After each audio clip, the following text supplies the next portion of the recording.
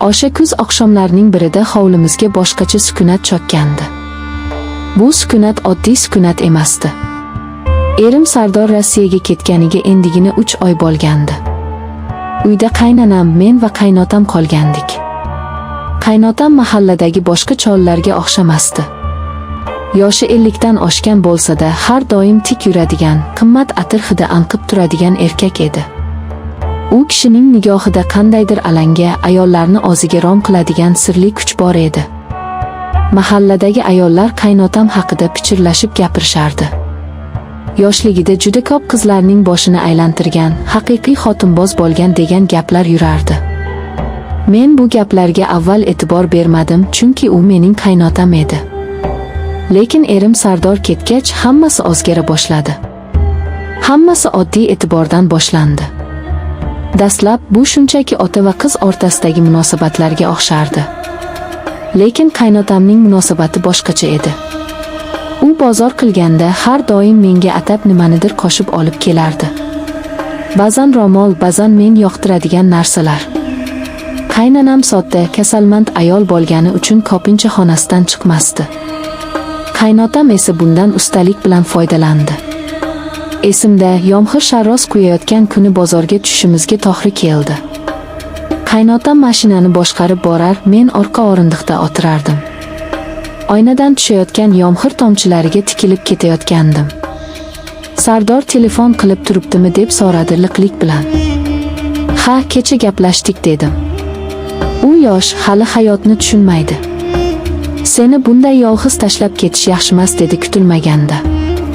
Bu gap meni oyga toldirdi. Oz bolasini yomonlayotgandek emas, balki menga achinayotgandek gapirardi. Mashina salonida uning o'tkir atir hidi hukmron edi. O'sha kuni u menga shunchaki kelin sifatida emas, balki ayol sifatida qaragani sezildi. Kozgudan kozlarimiz to'qnashganda men nigohimni olib qochdim. Kunlar o'tgani sayin bu o'yin yanada chuqurlashdi. Qaynotam o'zining mahoratini ishga solgandi. U kishi ayollar nimalarni yaxshi ko'rishini, qanday so'zlar ularning quloqiga yoqishini juda yaxshi bilardi. Sardor menga aytmagan maqtovlarni otasi aytardi. Bugun choy damlashing o'zgacha, qoling gulda, qizim, derdi u. Choynakni uzatayotib, qo'llarimiz salgina tegib ketganda. O'sha lahza badanim titrab ketdi. Bu qo'rquvmidi yoki boshqa narsa, o'shanda tushunmagandim. Bir kuni kechki ovqat payti qaynonam uxlagani kirib ketdi. Dasturxon atrofida ikkimiz qoldik. Qaynotam choy hoplayotib yoshlikdagi sarguzashtlari haqida gapirib berdi. Uning hikoyalari shunchalik qiziqarli va rang-barang ediki, men beixtiyor tinglab o'tirardim. U o'zini qanday tutishni, suhbatdoshini qanday sehrlashni bilardi. Inson hayotda bir marta yashaydi, dedi ko'zlarimga tikilib. Baxtni uzoqdan izlash kerak emas.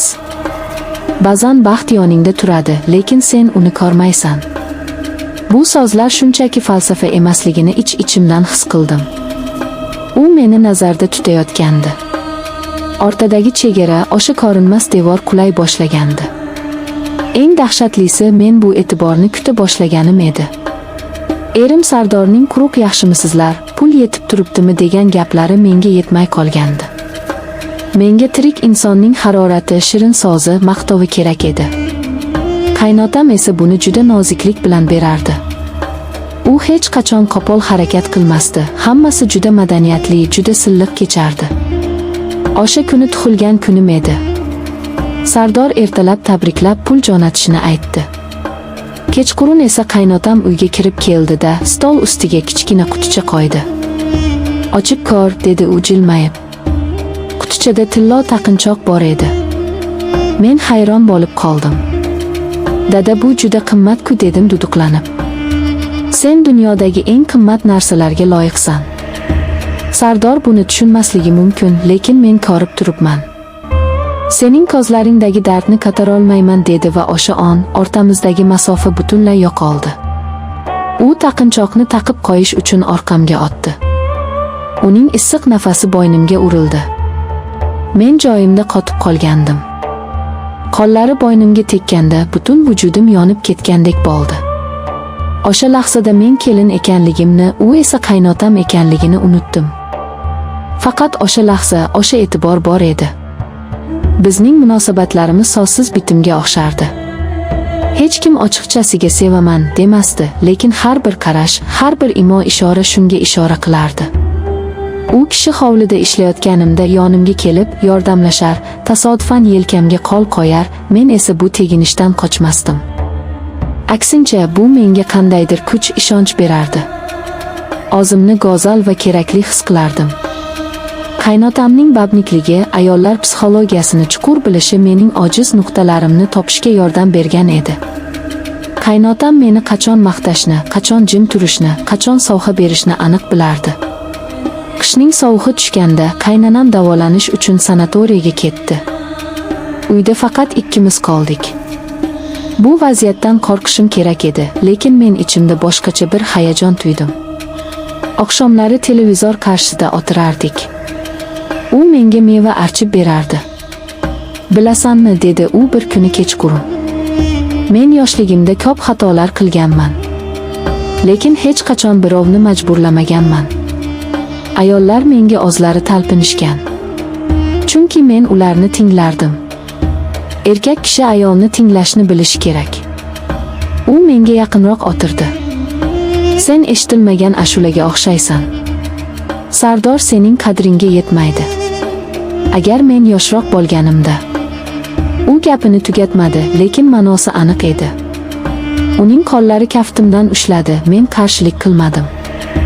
O'sha tunda biz uzoq suhbatlashdik. U o'zining armonlari haqida gapirdi. Men esa ilk bor kimdir meni shunchalik diqqat bilan eshitayotganini his qildim. Qaynotam bilan bo'lgan bu yaqinlik meni o'z domiga tortib ketgandi. Men vijdon azobini his qilardim, tushlarimda ota-onamni ko'rib cho'chib uyg'onardim. Lekin ertasi kuni qaynotamning birgina tabassumi, birgina shirin so'zi barcha shubhalarimni yuvib ketardi. Qaynotam mening aqlimni olgan edi. U shunchaki shahvatparast emasdi, u mohir o'yinchi edi. Meni asta-sekin, shoshilmasdan o'z dunyosiga olib kirdi. Bahor kelishi bilan erim Sardorning qaytishi haqida xabar keldi. Bu xabar meni quvontirish o'rniga dahshatga soldi. Men qanday qilib erimning ko'ziga qarayman? Qaynotam esa xotirjam edi. Hammasi joyida bo'ladi, dedi u ishonch bilan. Biz hech narsani buzmadik. Bu shunchaki ko'ngil yaqinligi. Lekin men bilardim, bu shunchaki ko'ngil yaqinligi emasdi. Bu xiyonatning yomoni, eng yashirin shakli edi. Biz jismonan chegara buzmagan bo'lsak-da, ruhan allaqachon bir-birimizga bog'lanib qolgandik. U meni o'ziga o'rgatib qo'ygandi. Sardor qaytgan kuni uyda bayram bo'ldi. Men kulib turardim, lekin ichim yonardi. Erim meni quchoqlaganda men begona odamni quchoqlagandek bo'ldim. Ko'zlarim beixtiyor qaynotamni qidirdi. Qaynotam esa bir chetda mamnun qiyofada bolasini kuzatardi. O'sha nigohda yana o'sha eski, ayyorona uchqun bor edi. U kishi menga qarab ko'z qisib qo'ydi.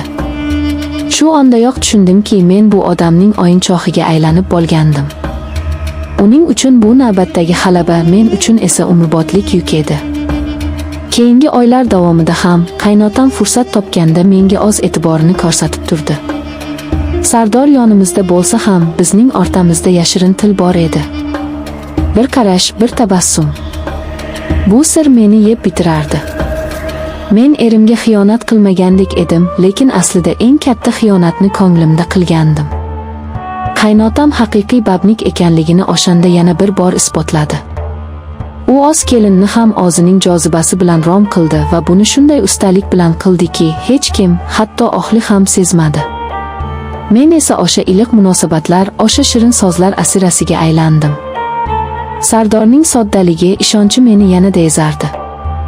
U otasini hurmat qilardi, meni esa sevardi. Biz esa uning orqasida o'zimizning kichik taqiqlangan dunyomizni yaratgandik.